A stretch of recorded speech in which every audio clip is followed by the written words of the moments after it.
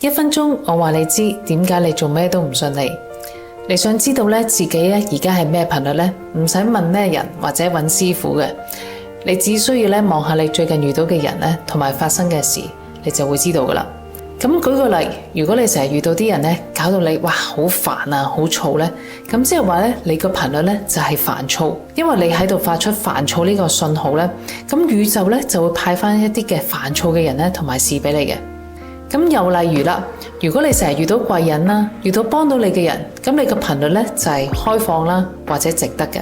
咁你遇到嘅每一個人、每一件事咧，其實都好似一面鏡，反映緊你內在嘅狀態。你唔需要自責，唔需要否認，淨係覺察，已經係改變嘅開始。因為當你知道咧問題喺邊嘅時候咧，你就會知道咧調邊度嘅頻率。聽日教你一個方法，3秒鐘咧搞翻好你嘅頻率。留言話我知你最近遇到嘅人就係反映緊你咩狀態。